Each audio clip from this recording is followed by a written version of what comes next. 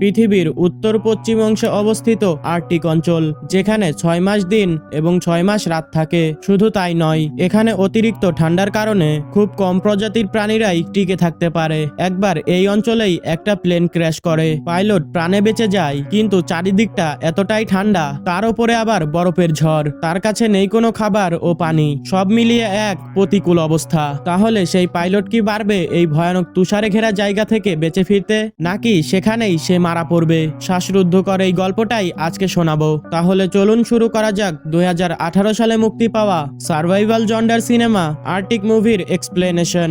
গল্পের শুরুতে দেখা যায় একটি প্লেন আর্কটিক অঞ্চলে ক্র্যাশ করেছে। প্লেনটি ধ্বংস হয়ে গেলেও পাইলট প্রাণে বেঁচে যায়। পাইলটের নাম ছিল ওভারগ্রেড। ওভারগ্রেড বুঝতে পারে না যে সে এখন কি করবে। সে প্রাণে তো বেঁচে গিয়েছিল, কিন্তু সে কিভাবে নিজেকে বাঁচিয়ে ফেরত যাবে, এই সব কিছুই সে ভাবতে থাকে।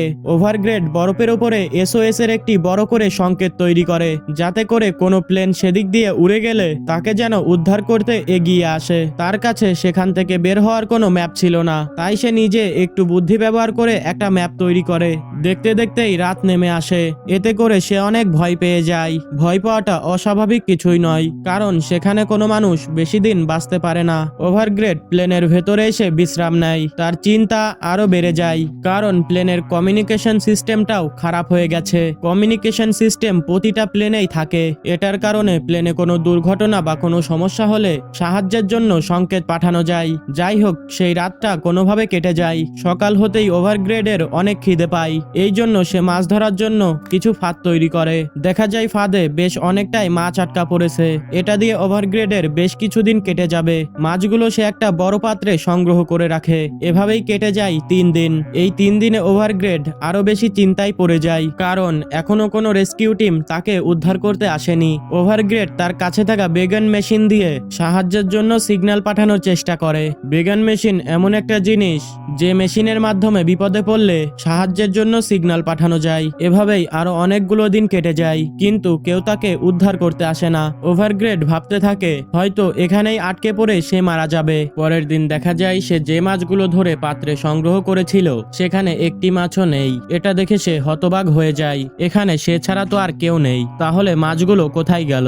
এটা ভাবতেই সে বরফে একটা ছাপ দেখতে পায়, যেটা ছিল মেরু অঞ্চলের ভাল্লুকের পায়ের ছাপ। এটা দেখে সে আরো বেশি ভয় পেয়ে যায়। চারিদিকে তীব্র ঠান্ডা, সাথে আবার ভাল্লুকের আতঙ্ক।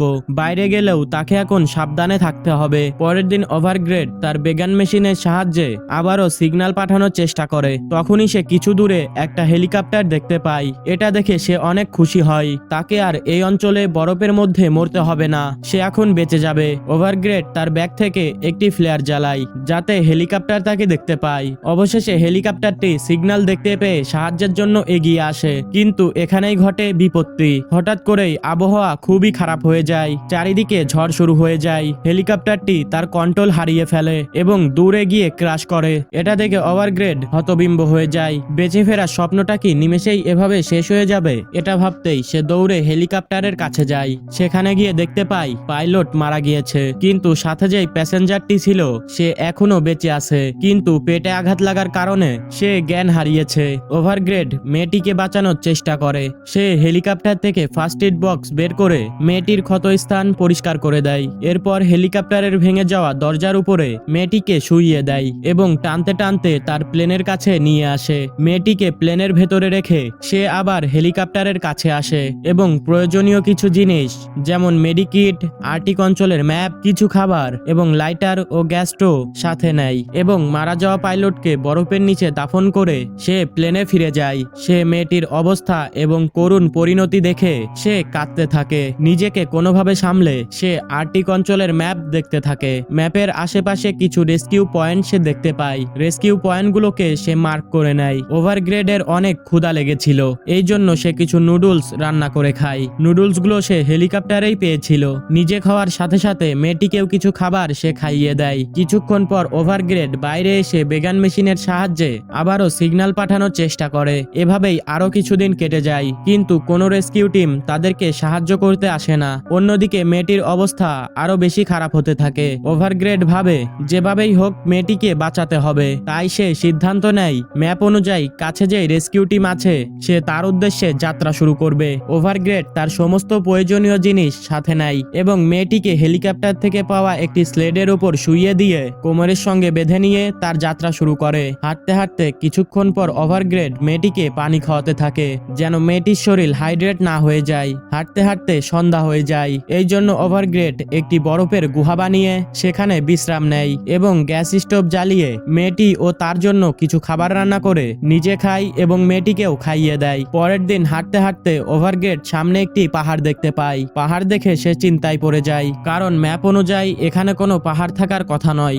ওভারগ্রেড ভাবতে থাকে কি আর করা যাবে, এখন যেভাবেই হোক পাহাড়ের উপরে উঠতে হবে। ওভারগ্রেড পাহাড়ে খুব সহজেই উঠে পড়ে, কিন্তু মেয়েটাকে সে আর টেনে উপরে তুলতে পারে না। সে অনেক চেষ্টা করে কিন্তু সে কোনোভাবে মেয়েটাকে আর টেনে উপরে তুলতে পারে না। ওভারগ্রেড ভাবতে থাকে সে এখন কি করবে, মেয়েটিকে তো আর এখানে রেখে যাওয়া যাবে না। এই জন্য সে ম্যাপ দেখে রেস্কিউ পয়েন্টে যাবার জন্য অন্য আরেকটি রাস্তা বের করে, কিন্তু এখানে আরেকটি সমস্যা বেঁধে যায়। আগের রাস্তা দিয়ে গেলে 2 দিনে পৌঁছানো যেত রেস্কিউ পয়েন্টে, কিন্তু নতুন রাস্তা দিয়ে যেতে হলে 5 দিন সময় লাগবে। চিন্তার বিষয় হচ্ছে তাদের কাছে পর্যাপ্ত পরিমাণে খাবার নেই, তারপরে আবার মেয়েটার শরীর ধীরে ধীরে আরো খারাপ হয়ে যাচ্ছে। ওভারগ্রেড সিদ্ধান্ত নেয় নতুন রাস্তা দিয়েই সে যাবে, কারণ এছাড়া তার কাছে আর কোনো উপায় ছিল না। কিছু দূর যাবার পরে একটি পাহাড়ের গুহাতে ওভারগ্রেড বিশ্রাম নেয়। ওভারগ্রেড বুঝতে পারে মেয়েটির অবস্থা আরো বেশি খারাপ হয়ে গেছে। সে কিছু খাবার রান্না করে, কিন্তু গ্যাস স্টোভের গ্যাসটাও প্রায় শেষের দিকে। ওভারগ্রেড পুরোপুরি ভাবে ভেঙে পড়ে। এরই মধ্যে বাইরে অদ্ভুত একটা আওয়াজ শুনতে পায়। ওভারগ্রেড বুঝতে পারে বাইরে ভাল্লুক এসেছে। সে চুপচাপ কোনো আওয়াজ না করে বসে থাকে, কিন্তু হঠাৎ মেয়েটি কাশি দিয়ে ওঠে। শব্দ পেয়ে ভাল্লুকটি গুহার ভেতরে আসার চেষ্টা করে, মানে বুঝতে পারছো বিপদ যখন আসে চারিদিক থেকেই আসে। ওভারগ্রেড উপায় না পেয়ে ব্যাগ থেকে ফ্লেয়ার বের করে ভাল্লুককে ভয় দেখানোর চেষ্টা করে। অবশেষে ভাল্লুক ভয় পেয়ে সেখান থেকে পালিয়ে যায়। ওভারগ্রেড অনেক ভয় পেয়েছিল, তাই সে নিজেকে শান্ত করার চেষ্টা করে। কিছুক্ষণ পরে সে গুহা থেকে বাইরে বের হয় এবং ভাল্লুককে আশেপাশে দেখতে না পেয়ে তাড়াতাড়ি করে মেয়েটিকে সাথে নিয়ে আবারও যাত্রা শুরু করে। কিছু দূর যেতেই তুষার ঝড় শুরু হয়ে যায়। ঝড়ের প্রকোপ এতটাই বেশি ছিল যে সামনে কোনোভাবেই এগিয়ে যাওয়া সম্ভব ছিল না। ওভারগ্রেড স্লাইড থেকে মেয়েটিকে নামিয়ে স্লাইডটাকে সামনে রাখে এবং মেয়েটির স্লিপিং ব্যাগে ঢুকে পড়ে। কিছুক্ষণ পরে ঝড় থেমে গেলে ওভারগ্রেড মেয়েটিকে স্লাইডে শুইয়ে দিয়ে আবারও যাত্রা শুরু করে। হঠাৎ ওভারগ্রেডের মনে পড়ে অনেক সময় পার হয়ে গেছে কিন্তু মেয়েটিকে পানি খাওয়ানো হয়নি। এই জন্য সে মেয়েটিকে পানি খাওয়ায়, কিন্তু মেয়েটির অবস্থা এতটাই খারাপ হয়ে গিয়েছিল যে কাশির সাথে রক্ত ঝরছিল। ওভারগ্রেড মেয়েটির ক্ষতস্থান চেক করে বুঝতে পারে সেখানে ইনফেকশন হয়েছে। ওভারগ্রেড বুঝতে পারে মেয়েটি আর বেশিক্ষণ বাঁচবে না, এই জন্য সে সিদ্ধান্ত নেয় মেয়েটিকে এখানে ফেলে রেখে সে একাই যাত্রা শুরু করবে। মেয়েটির জন্য তার অনেক খারাপ লাগে, কিন্তু এসব ভাবলে চলবে না, তাকে বাঁচতে হবে। এই জন্য সে একাই যেতে থাকে। কিছু দূর যাবার পরে হঠাৎ সে এক গর্তে পড়ে যায়। মাথায় প্রচন্ড আঘাত লাগে এবং জ্ঞান হারিয়ে ফেলে। কিছুক্ষণ পরে জ্ঞান ফিরলে সে দেখতে পায় তার পা একটি বড় পাথরে আটকে গেছে।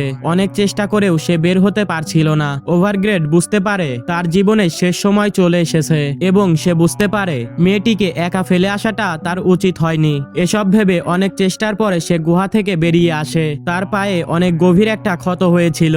কোনোভাবে ক্ষত স্থানটি কাপড় দিয়ে বেঁধে আবারও সেই মেয়ের কাছে সে ফিরে আসে। মেয়েটির কাছে এসে সে দেখতে পায় মেয়েটি এখনো বেঁচে আছে। মেয়েটির জ্ঞান ফিরেছে এবং মেয়েটি ওভারগ্রেডকে হ্যালো বলে। ওভারগ্রেড মেয়েটিকে সরি বলে কাটতে শুরু করে। ওভারগ্রেড আবারও মেয়েটিকে স্লাইডে নিয়ে টানতে শুরু করে। পায়ে চোট পেয়ে সে খুঁড়িয়ে খুঁড়িয়ে হাঁটতে থাকে। কিছু দূর যাবার পরে অবশেষে তারা রেস্কিউ পয়েন্টের কাছে পৌঁছে যায়। ওভারগ্রেড দূরে একটি হেলিকপ্টার দেখতে পায়। এটা দেখে সে অনেক খুশি হয় এবং চিৎকার করে ডাকতে থাকে। হাতে একটা ফ্লেয়ার নিয়ে ওভারগ্রেড হেলিকপ্টারের দৃষ্টি আকর্ষণ করার চেষ্টা করে, কিন্তু হেলিকপ্টার তাদের দেখতে পায় না। হেলিকপ্টারটি চলে যেতে থাকলে ওভারগ্রেড শরীর থেকে জ্যাকেট খুলে একটি ফ্লেয়ার গান দিয়ে জ্বালিয়ে দেয়, কিন্তু তবুও হেলিকপ্টারটি অন্যদিকে চলে যেতে থাকে। ওভারগ্রেড মেয়েটিকে উঠিয়ে জোরে জোরে চিৎকার করতে থাকে, আমরা এখনো বেঁচে আছি, আমাদেরকে সাহায্য করুন, কিন্তু কোনোই লাভ হয় না। হেলিকপ্টারটি আস্তে আস্তে পাহাড়ের আড়ালে চলে যায়। এটা দেখে ওভারগ্রেড পুরোপুরি ভাবে ভেঙে পড়ে